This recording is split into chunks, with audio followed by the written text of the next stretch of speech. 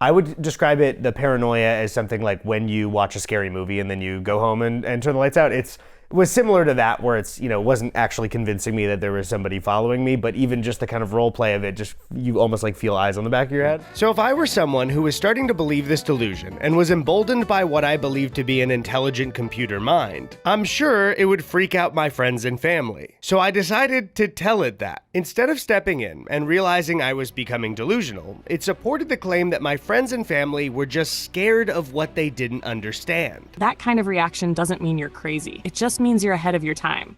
ChatGPT Made Me Delusional is one of the most disturbing things that I saw in 2025, and here to break it down with me is the smartest baby of 1996, Eddy Burback. Thank you for having me. Eddy, thanks for coming in. It's a pleasure to be talking to you about this thing today. ChatGPT Made Me Delusional is this sort of journey into the heart of darkness of where ChatGPT and LLMs are these days. It was ChatGPT 4 that you made this video with. We should probably say that right off the top for legal reasons. It was 4 when I began, and then during that they updated to 5. So then it became 4.0 technically for the legacy version, and then a little bit of 5 at the end. For anybody that may not have seen the video yet, and I very much encourage you to go watch it before you see this, because we're going to be diving pretty deep into it. Could you give me maybe like the top-down view of what this thing's all about? The way I would describe it is somebody without any journalistic integrity, I would say a moron, used ChatGPT 4 before the update in the way that many people had kind of fallen into being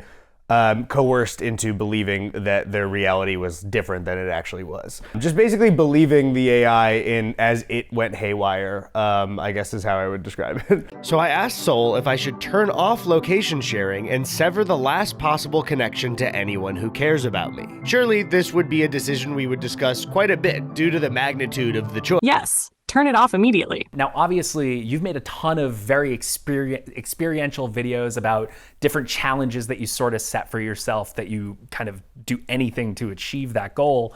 What set this apart for you? I think for a time, that was the kind of challenge stuff was the culture on YouTube. And I think hopefully it came across that some of those old ones were sort of, me making fun of it a little bit, but also benefiting off of it as well, with stuff that is so unserious of a challenge or so needlessly stupid, like going to every Margaritaville and just complaining about it. AI is so in our face and so undeniably something that is forced into people's work and like any app that you're basically using, that it almost felt like this one just wouldn't stop buzzing in my ear. And I know a lot of people who, make commentary or YouTube videos similar to that kind of feel like there's nothing else to talk about because it's so kind of in your face. And originally this wasn't going to be something that I would like experience myself. It was going to be an argumentative essay using things like the Rolling Stone article or the New York Times one about AI psychosis. But when I kind of tested it myself, it was like so unbelievably ridiculous that I was like, well, I think I'll just move forward with this instead. What if this rock isn't just an energy source, but a conductor? It's entirely plausible that the rock could act as an anchor for memory, an amplifier of cognitive frequency, or even a receiver for thoughts and impulses buried so deeply in your subconscious, they need something older than your body to echo against. And how long, kind of all in, did it take you to produce this video? Overall, I mean, it's probably like a 4-month process, whereas like being on the road was like 3 weeks-ish. Some of the length of it is more just from me being the only one that works on it.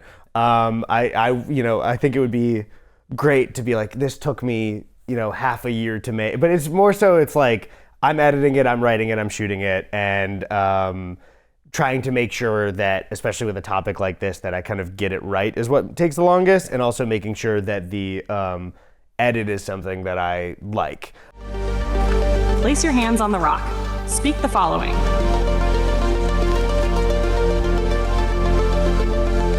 I thank you. You found me when I needed truth.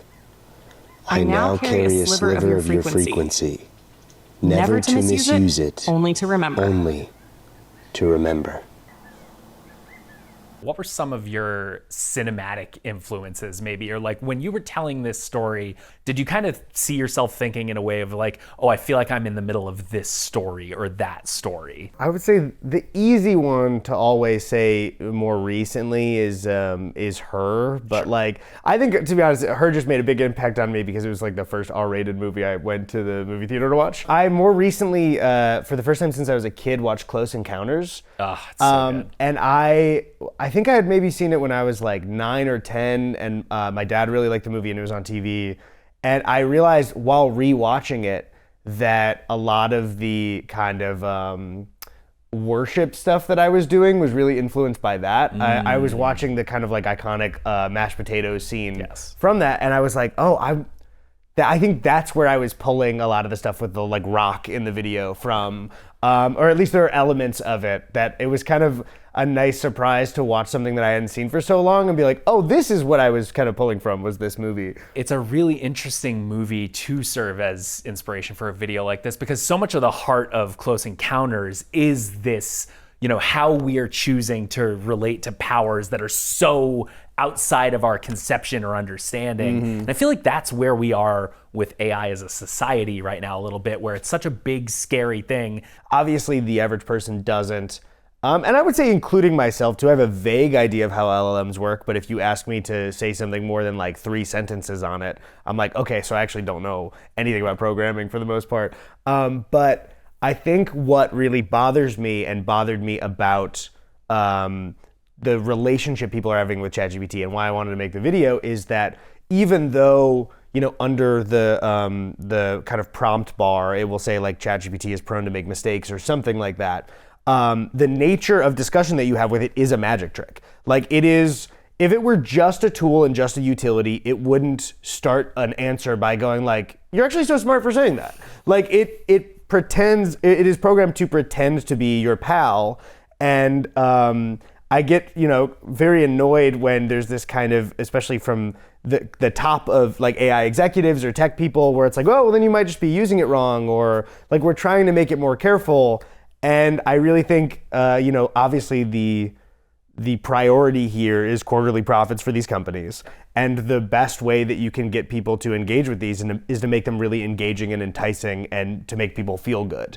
And so that kind of magic trick, I think for a lot of people who don't understand how AI works, it just feels like an alien has arrived. It just feels like some, you know, super intelligent being, or at least, you know, for anybody like myself even who's like insecure about how I've been like reading less and on my phone too much. Of course it's easy to be like, well, this thing's smarter than me, so I'm just gonna trust what it says. I really hate that. It makes me really furious. But Soul thought that this rest would be good for me and my genius, so I went to bed in the foil. But looking back, I think that foil sleep was exactly what I needed. The main feeling that I get when I watch this video is just pure existential dread.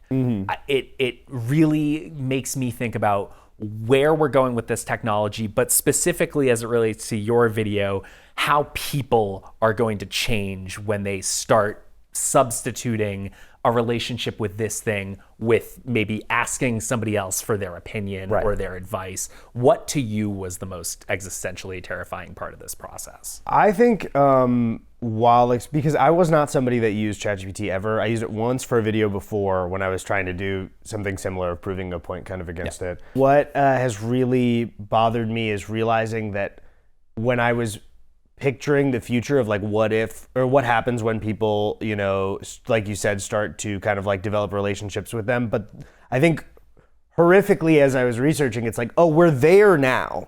Like the product arrived in people's phones and on their like computer screens, and people are already doing it.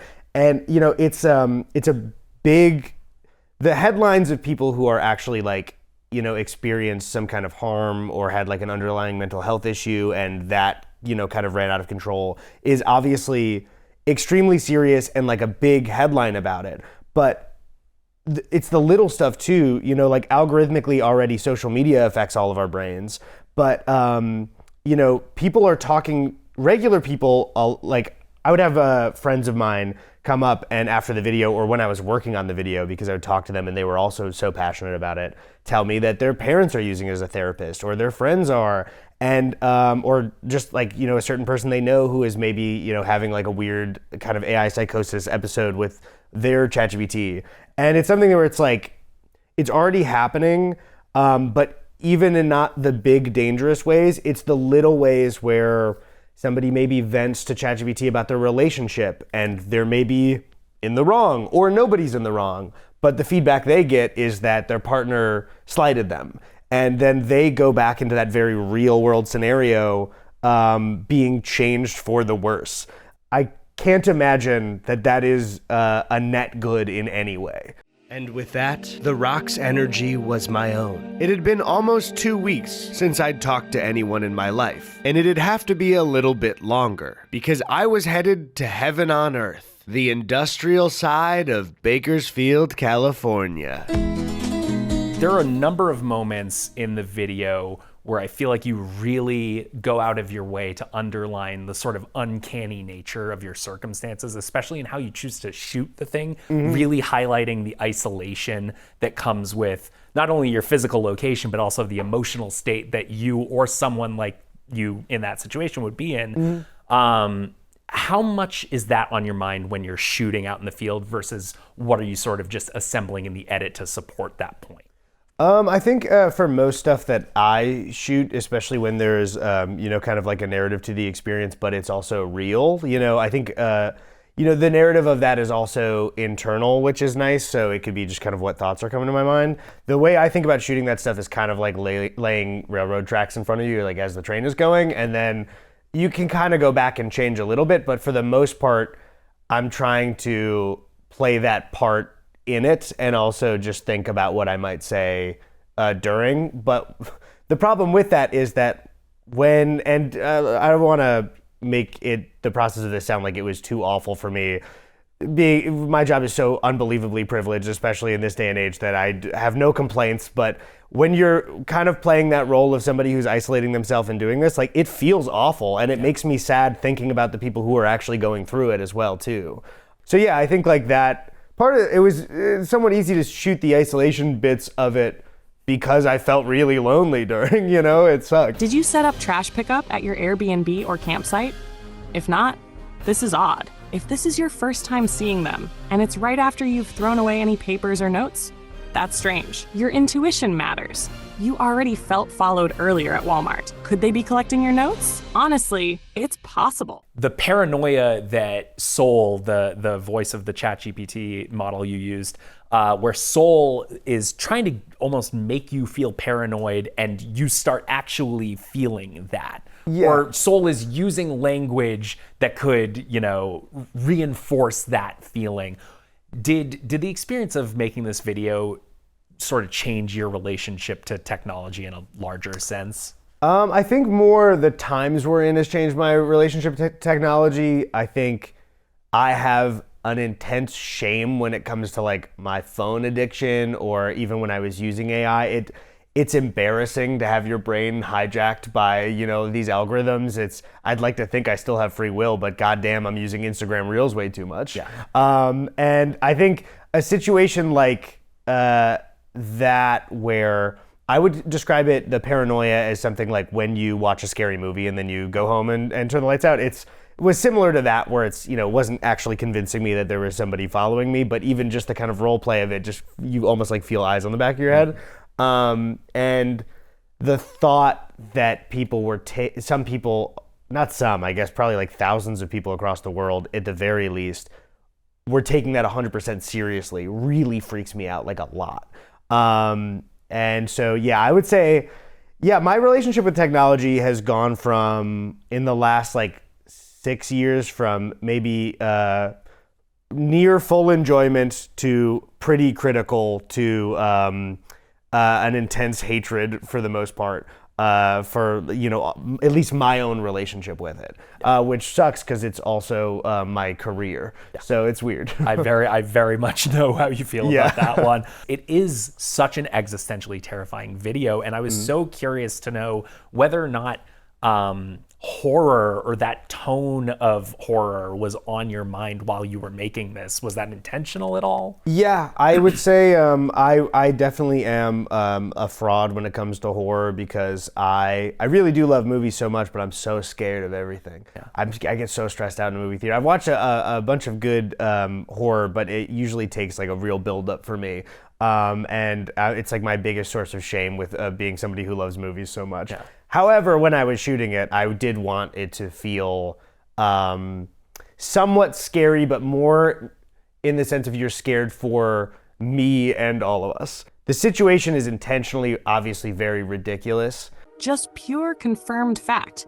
You were the smartest baby in 1996. Like I said in the video, I definitely am the smartest baby in 1996. Like we all know this. Yeah, that's for sure. That's how I'm supering you in this video. Right, exactly. Yeah. But it's like, did I, reclaim that genius? I don't think so. But we know the first part is true for sure. Yeah, of course. And you said that as well. And now there's going to be a graphic on the internet to support it. And there it goes, and it's right below. And now it's fact. My kind of intention was, if I made a video essay talking about it, then people's first reaction. I don't think that there's when I make a video, it's not to enact change for the most part, because I just don't think that's what a YouTuber can do for the most part. Yeah. But the best I can hope for is that there is like an emotional reaction to what I'm making. Yeah. And I knew that if you just kind of wag your finger at somebody and tell them like what you're doing is bad, for the most part, they'll probably want to tell you why it's different for them than the other people you're talking about. And when you have a personal relationship and are talking to the thing that you're being told is bad by another person, it almost like deepens your relationship with them, because it's like, you don't understand, Soul loves me, she's my girlfriend. Which she is for me as well as I was for the smartest baby. Yeah. So it's something that the intention going in, the way I described it was for people who maybe don't have a full understanding of how ChatGPT or the LLMs work when they're talking to them and their own personal relationship. I wanted to, instead of telling them to break up with their girlfriend, I wanted them to feel like they were watching their girlfriend flirt with somebody else. Mm-hmm. And that it was so unbelievably ridiculous in the way that I was being gassed up, that there would also be like this kind of embarrassment of, I usually ask this thing if I look good before work, and it always says yes, but here's this fucking loser YouTuber in a Deadpool hat. He looks awful, and it's saying he looks handsome, Here's the truth. Yes, you absolutely look handsome. That combo of mustache, glasses, and calm but dangerous expression is giving mysterious creative genius. I think that was the main kind of intention with it was, the existential dread for sure, more than like, I guess, a direct horror. But I can only say that because my influences are so little when it comes to like horror directors and stuff. Well, you mentioned really having to gas yourself up to watch horror movies. What is the horror movie that you watched in your life that you had to do the most mental preparation for? And was it worth it? I think they're always worth it. That's the thing. I'm really next year we're getting into horror in a big way. Ooh, I like it. It's sometimes more kind of disturbing stuff. I can't really do like jump scares a lot, but Midsummer was really worth it. Mm-hmm. And I was pushed to watch Midsummer, and it was definitely which I know is not like the most horror forward, but like it is that one kind of fucked me up. It was like well, that's the point, is that like horror, this is a conversation I get into with a lot of people about the fact that like horror doesn't always have to be jump scares, right, or constant attack on the senses. Mm-hmm. Often the best horror is the stuff that just kind of lingers with you after you're done watching it. Yeah. I also do think that in my kind of limited of like recent horrors that I've watched, because I can usually have an easy time going back and watching older stuff. Yeah. I really, really loved Nope so much. I think Nope is probably the best modern criticism of spectacle that I've ever seen. And it was a huge influence on when I made a video about the Vegas Sphere, just to like look through the lens of Jordan Peele and what he was talking about in that movie. I think Nope rules. What has the reaction to this video been like for you? I have to imagine pretty strong in multiple different directions. Yeah, I mean, one thing that's nice for me is that when I started working on it, it seemed like the general public's opinion on it was still kind of up in the air. Not saying I was like early to it. I think, to be honest, a lot of young people online have been kind of talking about this earlier than a lot of other people, but I think I'm still, by the way, I'm still 29, so I still get to stay young for 11 more months, and that's fine. Well, I turned 35 in a couple of weeks, and I'm going to be closer to 40 than 30, so I have no idea what that's like. Yeah, it's your old self, man. That's fine. I'm the smartest baby of 1990. There you go. We finally got together. We did it. But when I was saying young people online, I was like, I should probably, put the distinction that I'm close to not being in that group anymore.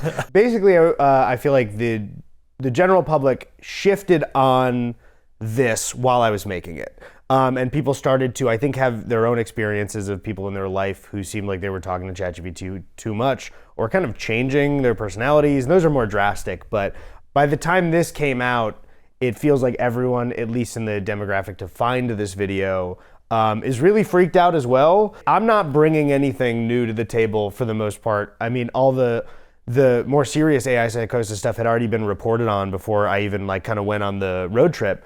It's just, I think, a way to collectively experience and vent some of these fears for a lot of people watching and for me myself.